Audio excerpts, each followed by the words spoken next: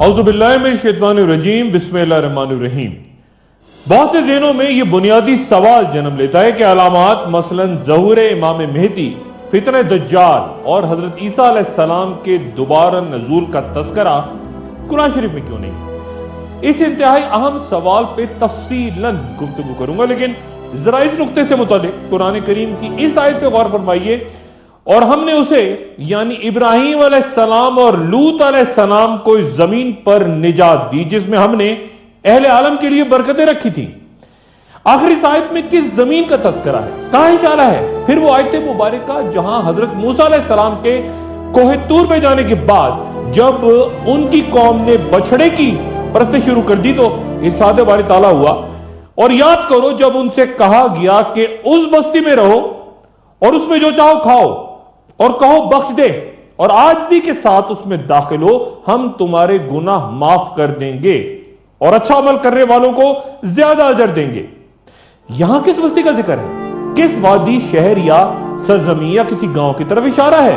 और फिर जब हजरत सुलेमान अलैहिस्सलाम की बादशाहत का जिक्र होता है तो अल्लाह ताला फरमाते हैं कि हमने हवाओं को सुलेमान अलैहिस्सलाम के ताबे कर दिया और वो उसके हुक्म के मुताबिक चला करती थी इस सरजमीन में जहां हमने बरकत रखी और हम तमाम चीजों का इल्म रखते हैं। ये किस सरजमीन, कहां का जिक्र है? एक बार फिर, और फिर कुर्बे क़यामत की एक अलामत यूं बयां होती है कि जिस बस्ती के लोगों को हमने हलाक कर दिया था उन पर हराम कर दिया गया कि वो वहां जा सके, हत्ता कि याजूज और माजूज खुल जाएं और वो तमाम बुलंदियों से उतरते हुए नजर आएंगे। याजूज और माजूज का किस्सा और उनसे मुंसलिक मुख्तलिफ नजरियात पे तो आगे चल के बात करूंगा, लेकिन वो जो नुक्ता मैं ज़ेरे बहस ला रहा था कि यहां फिर एक बस्ती का जिक्र अल्लाह ताला फरमा रहे हैं जिसका नाम बयान नहीं हो रहा। ज़हन में रहे कि कुरान शरीफ में मक्का का जिक्र बक्का के नाम से है और मदीना का जिक्र यसरब के उन्वान से है। तो ये इंतहाई अजीब सा लगता है कि कुरान में बार बार किसी एक ऐसी बस्ती का जिक्र हो रहा है जिसकी तरफ इशारा है, जिसकी अहमियत है, लेकिन उसका नाम सामने नहीं लाया जा रहा। लेकिन फिर सूरह बनी इसराइल में अल्लाह ताला एक वाज़ेह इशारा कि वो बस्ती, वो सरजमीन कौन सी है। जरा इस आयत पे गौर फरमाइए। पाक है वो जात जो ले गई अपने बंदे यानी रसूल अल्लाह सल्लल्लाहु अलैहि वसल्लम को रात मस्जिदुल हराम से मस्जिदुल अक्सा तक, जिसके गिरदो नवा को हमने बरकत दी ताकि उसे अपनी कुछ निशानियां दिखाएं। बेशक अल्लाह सब सुनने और देखने वाला है। और फिर अहदीस मुबारक हमें इस सरजमीन या बस्ती का पता देते हैं। हजरत जाबिर बिन अब्दुल्लाह रज़ी अल्लाह तआला अन्हु से रवायत है कि उन्होंने रसूल अल्लाह सल्लल्लाहु अलैहि वसल्लम से सुना कि जब कुरैश ने मेरी बात का यकीन किया तो अल्लाह ने यरूशलेम को मेरी आंखों के सामने कर दिया और मैंने उसकी तफसील देखकर बयां की। इन वाज़ेह इशारों के बावजूद एक अजब पुरस्कार सा मामला कि यरूशलेम का नाम कुरान शरीफ में नहीं है, जबकि कई अहम तरीन तारीखी वाकयात जिनका जिक्र और क़यामत से मुतालिक अहम तरीन पेशगोइयां उसी शहर के बारे में। मक्का मुकरमा और मदीना मुनव्वरा के बाद यरूशलेम वाहिद शहर है जहां अल्लाह के किसी नबी की तामीर करदा मस्जिद मौजूद है, यानी मस्जिद अक्सा। कई उलमा के नजदीक चूंकि आप जगह होगी जहां से वो ईसाइयों के तमाम अकायद बशमूल तसलीस और सलीब की तस्दीक करें, जबकि मुसलमानों का ईमान है कि यरूशलेम का मुकद्दर तहरीर है कि वो इस्लाम के दीन हक को सच्चा साबित करके ईसाइयत और यहूदियत की तकजीब करेगा, क्योंकि तीनों ही दावेदार हजरत इब्राहीम अलैहिस्सलाम से वाबस्ता या दीन इब्राहीम से होने के बावजूद शदीद तरीन इख्तलाफात भी रखते हैं। चुनांचे सच्चा सिर्फ कोई एक ही होगा। यरूशलेम का जिक्र नाम के साथ तो कुरान शरीफ में कहीं नहीं, लेकिन यह आयत क़ुर्ब क़यामत की निशानियों के तनाजुर में जहां अल्लाह ताला यरूशलेम की किस्मत का ऐलान यूं फरमाती है, जब आखिरी दौर आएगा तो यहूदी अर्ज़ मुकद्दस में लाए जाएंगे जहां से उन्हें निकाला गया था। यह वादा ये तो पूरा हो चुका, यानी यहूदी फिर अर्ज़ मुकद्दस कायम करके वहां आबाद हो चुके, तो फिर अब क्या होना बाकी है? यरूशलेम दुनिया के ईसाइयों के तकरीबन 160 गिरजाघर اور مسلمانوں کی 73 مساجد اس شہر میں قائم ہیں۔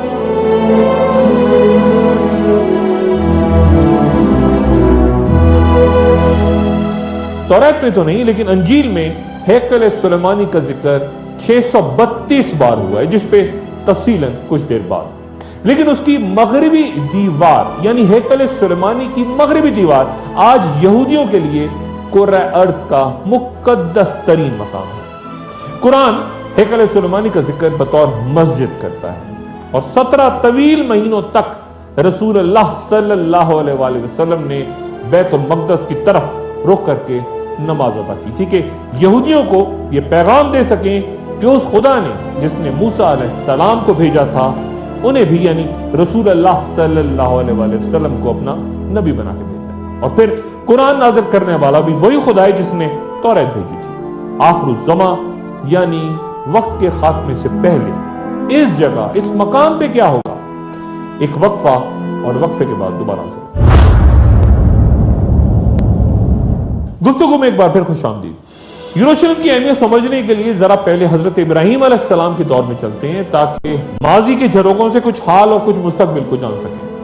حضرت ابراہیم علیہ السلام کو ابو الانبیاء یا نبیوں کا باپ، ان کے بعد آنے والے تمام نبی انہی کی نسل سے تھے، اور تبھی ہم ان پر اور ان کے بعد آنے والے تمام انبیاء یعنی حضرت ابراہیم علیہ السلام اور آل ابراہیم علیہ السلام پہ درود بھیجنا اپنا فرض سمجھتے ہیں۔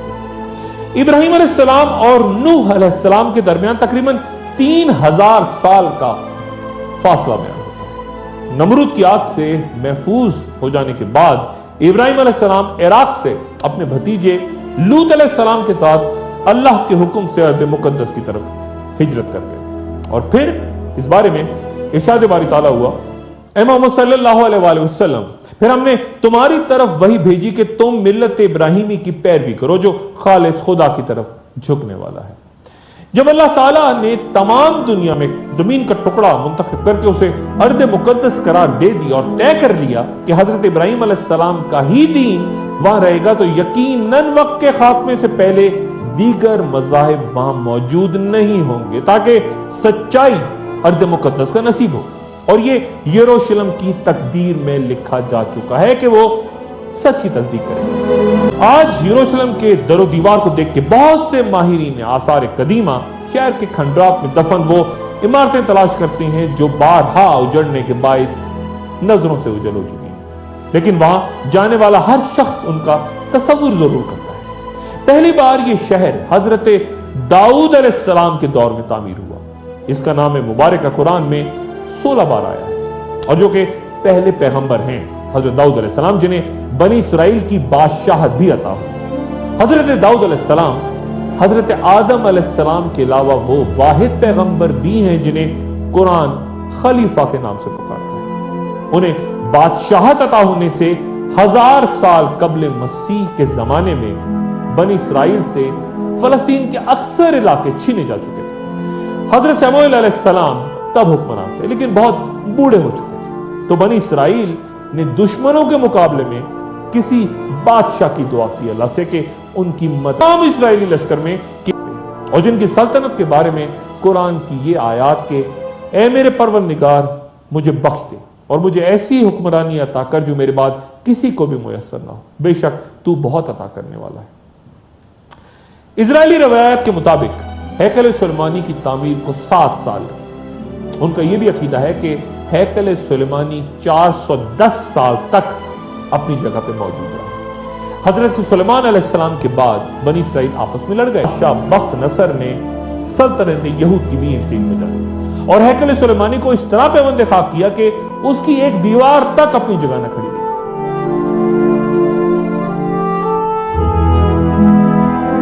اور تابوت سکینہ ایسا غائب ہوا کہ آج تک نہ مل سکا اور یہودیوں کو وہاں سے باہر نکال دیا گیا۔ 70 سال کے بعد ایرانی بادشاہ سائرس اعظم نے یروشلم کو دوبارہ تعمیر کر کے یہودیوں کو واپس آنے کی اجازت دی، جنہوں نے پھر ہیکل سلیمانی کی تعمیر شروع کی۔ ہیرود بادشاہ نے، جو کہ تاریخ میں انتہائی ظالم حکمراں کے طور پہ یاد کیا جاتا ہے، اس نے کئی یہودی مذہبی پیشواؤں کے علاوہ خود اپنے خاندان کو بھی مار ڈالا تھا۔ اس نے یہودیوں کو خوش کرنے کے لیے اور اپنی حمایت حاصل کرنے کے لیے دوبارہ ہیکل سلیمانی کو شاندار انداز میں تعمیر کیا۔ اور یہودی مورخین کے مطابق یہ ہیکل سلیمانی کی دوسری تعمیر تھی، لیکن یہ بھی صرف 430 سال تک قائم رہ سکی، اور اس دوران بھی رومن حکمران ٹائٹس کے ہاتھوں یروشلم کی تباہی کے ساتھ ہی پھر تباہ ہوئی جب یہودیوں نے رومنز کے خلاف بغاوت کی ناکام کوشش کی۔ بیان ہوتا ہے کہ تقریباً 1.5 لاکھ یہودی اس دوران قتل ہو گئے، اور اکثر یہودی ماہرین آثار قدیمہ متفق ہیں کہ یہ موجودہ دیواری دریا حضرت سلیمان علیہ السلام کے ہیکل کی دیوار ہی نہیں، بلکہ یہ دوسری بار جو ہیکل تعمیر ہوا اس ہیکل کے آثار ہیں جنہیں بعد میں رومنز نے برباد کر دیا تھا۔ لیکن وہ تابوت سکینہ آج تک نہ مل سکا جو پہلے ہیکل کی تباہی کے وقت غائب ہوا تھا۔ کچھ یہودیوں کا خیال ہے کہ وہ اردن کے جبل نیبو کے غاروں میں کہیں گم ہے، جس کا ذکر انجیل میں بھی ہے، اور کہا جاتا ہے کہ حضرت موسیٰ علیہ السلام کی تدفین بھی کہیں انہی پہاڑوں پہ ہوئی تھی۔ کچھ مورخین کے نزدیک تابوت سکینہ ایتھوپیا کے ایک چرچ میں، اور ایسے ہی متضاد دعوے برطانیہ، روم اور فرانس کے مختلف حصوں کے بارے میں بھی ہوتے ہیں۔ دوسرے ہیکل کی مکمل تباہی کے بعد جب وہاں عیسائی حکمراں ہیکل کی حکومت قائم تھی تو رسول اللہ صلی اللہ علیہ وآلہ وسلم کی عرب میں ولادت ہوئی۔ اس دوران وہ یہودی جو یروشلم کی تباہی کے بعد جگہ جگہ اپنی بستیاں آباد کر کے قبائل کی شکل اختیار کر چکے تھے، اکثر وہ عرب میں مقامی بدوؤں اور قریش سے اپنے ان رشتوں کا ذکر کرتے رہتے جو کہ حضرت ابراہیم علیہ السلام کی اولادوں کے درمیان تھا۔ یہاں یہ تذکرہ لازم کہ یہودی حضرت ابراہیم علیہ السلام اور حضرت سارہ کی نسل، جبکہ قریش حضرت ابراہیم علیہ السلام اور حضرت ہاجرہ کی اولاد ہے۔ حضرت اسماعیل علیہ السلام حضرت ابراہیم علیہ السلام اور حضرت ہاجرہ کے پہلے بیٹے تھے، جنہیں حکم الہی کے مطابق ابراہیم علیہ السلام سرزمین مکہ ان کی والدہ ہاجرہ کے ساتھ چھوڑائے۔ وہیں زمزم کا چشمہ جاری ہوا، وہیں حکم الہی کے تحت اسماعیل علیہ السلام کی جگہ دمبا ذبح ہوا، اور وہیں بنو جہرم آباد ہوا جہاں حضرت اسماعیل علیہ السلام کی شادی ہوئی۔ حافظ ابن حجر کے مطابق کعبہ کی پہلی بنیاد حضرت آدم علیہ السلام کے ہاتھوں رکھی گئی تھی، مگر پھر وہ بے نشاں ہو گیا۔ ابراہیم علیہ السلام اور اسماعیل علیہ السلام نے حکم الہی سے وہی جگہ کھود کر وہاں سابق تعمیر کی بنیادوں پر بیت اللہ کی تعمیر نو کی۔ عرب مورخین کے مطابق حضرت اسماعیل علیہ السلام اور ان کی والدہ حضرت ہاجرہ دونوں بیت اللہ کے قریب ہی مدفون ہیں۔ اسماعیل علیہ السلام کے 12 صاحبزادے تھے جو سب کے سب عرب کے مختلف قبائل کے سردار بنے، جبکہ ابراہیم علیہ السلام کے دوسرے صاحبزادے یعنی حضرت اسحاق علیہ السلام جو کہ حضرت سارہ سے تھے، وہ اسماعیل علیہ السلام سے 15 سال چھوٹے اور تب پیدا ہوئے جب ابراہیم علیہ السلام کی عمر 100 برس تھی۔ انگلش میں انہیں آئزک کہا جاتا ہے، اور ان کی قبر بھی جبرون کے غار میں اپنے والد ابراہیم علیہ السلام کے ساتھ ہی بیان ہوتی ہے۔ اسحاق علیہ السلام کے دونوں بیٹوں یعنی عیسو اور یعقوب علیہ السلام کے درمیان تعلقات مثالی نہیں تھے، اس لیے چند روایات کے مطابق عیسو اپنے تایا یعنی اسماعیل علیہ السلام کے پاس مکہ چلے گئے، جبکہ یعقوب علیہ السلام جن کا عبرانی میں نام اسرائیل ہے، ان کی نسل سے بنی اسرائیل میں ہی بہت سے انبیاء مثلا یوسف علیہ السلام، موسیٰ علیہ السلام، یحییٰ علیہ السلام اور حضرت عیسیٰ علیہ السلام سمیت بہت سے دیگر یہ تمام پیغمبر بنی اسرائیل سے ہی تھے۔ بنی اسرائیل یعنی یعقوب علیہ السلام کی اولاد۔ یعقوب علیہ السلام کی قبر نبل شہر کے نزدیک بیان ہوتی ہے، جہاں ایک پہاڑ کے بارے میں یہودیوں کا ایمان ہے کہ اس پہ حضرت ابراہیم علیہ السلام نے اپنے بیٹے اسحاق علیہ السلام کو ذبح کرنے کے لیے پیش کیا تھا۔ یہ دلچسپ بات ہے کہ جس طرح مسلمانوں کا ایمان ہے کہ ابراہیم علیہ السلام کے صاحبزادے اسماعیل علیہ السلام ذبیح اللہ ہیں جنہیں ابراہیم علیہ السلام نے قربانی کے لیے پیش کیا تھا، یہودی یہ عقیدہ ابراہیم علیہ السلام کے دوسرے صاحبزادے اسحاق علیہ السلام کے لیے رکھتے ہیں، بلکہ نعوذ باللہ یہودیوں نے تو اپنی کتاب توریت میں یہاں تک داخل کر لیا ہے کہ حضرت ہاجرہ ابراہیم علیہ السلام کی بیوی نہیں کنیز تھی، نعوذ باللہ۔ اور ایسا یہودیوں نے صرف کسی ایک پیغمبر کے ساتھ نہیں کیا، وہ کسی کو سولی تک لے گئے، کسی کا سر قلم کر دیا، اور جب ہزاروں سال بعد وہ ارض مقدس سے نکالے جا چکے تھے، ہیرود بادشاہ کا تعمیر کردہ تابوت سکینہ کے بغیر والا ہیکل بھی مسمار ہو چکا تھا، تو یہی وہ وقت ہے جب حضرت عمر فاروق رضی اللہ تعالیٰ عنہ یروشلم میں داخل ہوتے ہیں۔ ایک فوری وقفے کے بعد دوبارہ حاضر ہوتے ہیں۔ خوش آمدید۔ حضرت عمر فاروق رضی اللہ تعالیٰ عنہ فاتح یروشلم کی حیثیت سے جب شہر میں داخل ہوتے ہیں تو معمول کے مطابق شہر میں کہیں کوئی خوریزی نہیں ہوتی اور نہ ہی کوئی مذہبی مقام نظر آتش کیا جاتا ہے۔ 4000 صحابہ آپ رضی اللہ تعالیٰ عنہ کے لشکر میں تھے۔ عمر فاروق رضی اللہ تعالیٰ عنہ نے عیسائی علماء سے پوچھا کہ تمہارا مقام حیات نو کس طرف ہے؟ وہاں پہنچ کر خلیفہ نے حضرت عیسیٰ علیہ السلام کی موت و حیات نو کے نظریے کے مطابق تعمیر کی گئی عالی شان عمارت دیکھ کے شدید غم و غصے کا اظہار کیا، کیونکہ اسلام نے حضرت عیسیٰ علیہ السلام کی صلیب پر موت کو غلط قرار دیا ہے۔ خلیفہ اسی مقام پہ کھڑے تھے کہ نماز کا وقت ہو گیا۔ ان سے درخواست کی گئی کہ وہیں نماز کر لیں، لیکن آپ نے فرمایا کہ اگر میں نے یہاں آج نماز پڑھ لی تو پھر مسلمان گرجے پہ قبضہ کر لیں گے اور اسی بنیاد پہ اسے مسجد بنا لیں گے کہ یہاں خلیفہ نے نماز پڑھی تھی۔ پھر آپ نے فرمان جاری کیا کہ یہاں کوئی مسجد تعمیر نہیں ہوگی۔ پھر حضرت عمر رضی اللہ تعالیٰ عنہ وہاں پہنچے جہاں کبھی یہودیوں کا ہیکل سلیمانی تھا اور یہ دیکھ کر حیران رہ گئے کہ عیسائی وہاں کوڑا کرکٹ پھینکا کرتے تھے۔ عمر فاروق رضی اللہ تعالیٰ عنہ نے دونوں ہاتھوں سے کوڑے کا ڈھیر اپنی جھولی میں اٹھایا اور شہر کی دیواروں سے باہر پھینکنے لگے، جس پہ دیگر صحابہ کرام نے بھی ان کی تکلیف کی۔ خلیفہ نے علم اسرائیلیات کے ایک ماہر کو طلب کیا اور اس کے سامنے قرآن شریف کی 17ویں اور 18ویں سورتیں تلاوت فرمائیں، جن میں حضرت داؤد علیہ السلام، حضرت سلیمان علیہ السلام اور ہیکل سلیمانی کے واقعات تھے۔ پھر انہوں نے یہودی علماء سے پوچھا کہ وہ اس بہترین مقام کا چناؤ کریں جہاں مسلمان نماز ادا کر سکیں۔ یہودیوں نے شمال کی جانب ایک پہاڑ کی طرف اشارہ کیا، لیکن ان کی تجویز خلیفہ نے دلیل کے ساتھ مسترد کر دی کہ اگر مسلمانوں نے وہاں نماز پڑھی تو مکہ کے ساتھ ساتھ ان کا رخ یہودیوں کے مقدس مقامات کی طرف بھی ہو جائے گا۔ اور پھر عمر فاروق رضی اللہ تعالیٰ عنہ نے ہیرود بادشاہ کی شاہی بالکنی کی جگہ کا انتخاب کرتے ہوئے وہاں سادہ لکڑی سے ایک عمارت تعمیر کی تاکہ رخ صرف کعبہ کی طرف ہے۔ یہ مسجد اقصی ہے۔ پہلی اذان کے لیے حضرت بلال حبشی رضی اللہ تعالیٰ عنہ سے درخواست کی گئی، جو کہ اپنے آقا و مولا رسول اللہ صلی اللہ علیہ وآلہ وسلم کے بعد سے اذان دینا چھوڑ چکے تھے، لیکن حضرت عمر فاروق کے اصرار اور صحابہ کرام کی درخواست پر وہاں پہلی اذان بلال حبشی رضی اللہ تعالیٰ عنہ نے، اور پھر سب نے خلیفہ کے پیچھے نماز پڑھی۔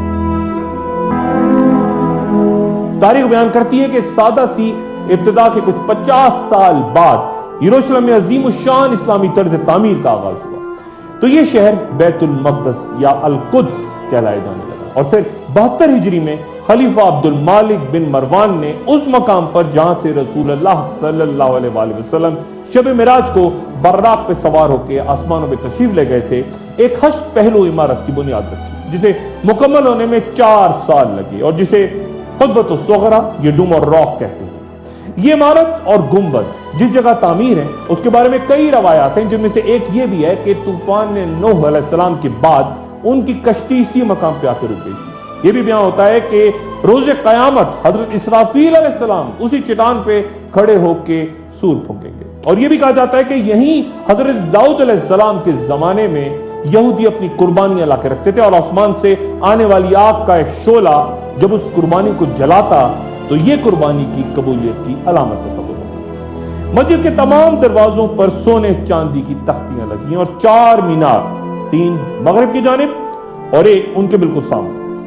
مسجد اقصی اس گنبد والی مسجد سے کچھ فاصلے پہ اسی حرم کے جنوبی حصے میں تعمیر ہے۔ یہ وضاحت اس لیے ضروری کہ بہت سے حضرات اس سنہری گنبد والی مسجد یعنی قبۃ الصغریٰ کو ہی مسجد اقصی سمجھتے ہیں، اس لیے وضاحت لازم ہے۔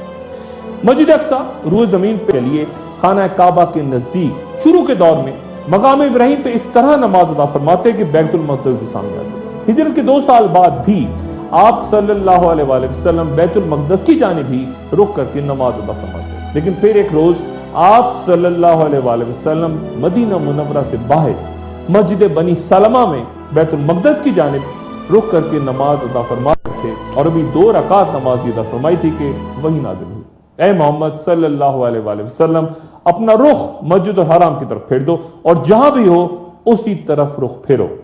چنانچہ باقی نماز رسول اللہ صلی اللہ علیہ وآلہ وسلم نے خانہ کعبہ کی طرف رخ کر کے ادا کی، اور اسی بنیاد پہ تحویل کعبہ کے واقعے کے بعد مسجد بنو سلمہ کا نام مسجد القبلتین ہو گیا، یعنی 2 قبلوں والی مسجد۔ گفتگو کے آغاز میں میں نے بات کی تھی کہ قرآن میں یروشلم کا نام لے کے ذکر نہیں، لیکن آخر الزمان کی ایک علامت اس طرح بیان ہوتی ہے، اور اس یعنی موسیٰ علیہ السلام کے بعد ہم نے بنی اسرائیل سے کہا کہ سرزمین میں سلامتی سے رہو، اس شرط کے ساتھ کہ تم راہ راست پہ قائم اور اللہ کے فرما بردار بن کے رہو گے۔ پھر جب آخرت کا وقت قریب آئے گا تو ہم دنیا کی دیگر قوموں میں سے نکال کر تمہیں یہاں لے آئیں گے۔ قرآن شریف کی اس آیت پہ ذرا غور فرمائیے کہ ہم تمہیں دنیا کی دیگر قوموں سے نکال کر وہاں لے آئیں گے، اور پھر ذرا موجودہ ملک اسرائیل کو دیکھیے جہاں دنیا بھر کے ملکوں بشمول مسلم ممالک، یورپ، ہر جگہ سے لوگ وہاں جمع ہو چکے ہیں، کئی یورپی ممالک سے بھی لوگ وہاں پہنچے ہیں اور بڑی تعداد میں یہ ہجرت۔ تو کیا اس پیش بینی پر ہمارا دل اللہ کی عظمت کا مزید قائل نہیں ہو جاتا؟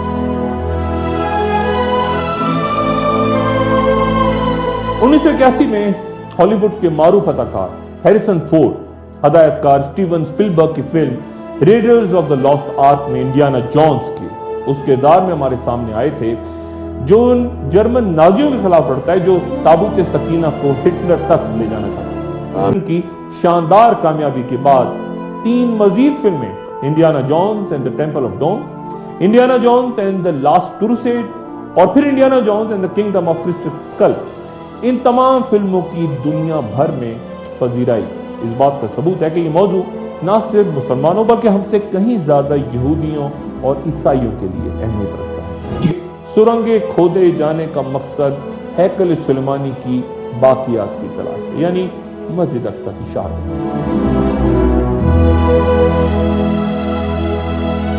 آج کی نشست کا اختتام رسول اللہ صلی اللہ علیہ وآلہ وسلم کی اس دعا پہ انتہائی غور کی درخواست کے ساتھ کر رہا ہوں جس کا آئندہ بھی گفتگو جاری رہے گی، کہ حضرت عبداللہ ابن عمر رضی اللہ تعالیٰ عنہ سے روایت ہے کہ رسول اللہ صلی اللہ علیہ وآلہ وسلم نے فرمایا کہ یا اللہ ہمارے شام پہ رحم فرما اور ہمارے یمن پہ رحم فرما۔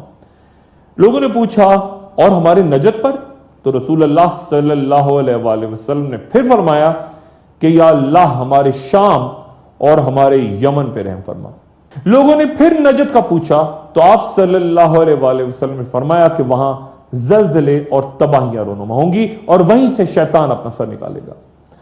آخر زمان یعنی اینڈ آف ٹائمز کا وہ دور جہاں سانحے، خوریزی اور جنگی وہ منظر نامے جن کے بارے میں سب کچھ تفصیلاً قرآن و حدیث میں بیان ہو چکا۔ اگلی نشست میں اپنا دوستوں اور رشتہ داروں گرد و نواح کے لوگوں کا سب کا خیال رکھیے گا۔ اللہ حافظ۔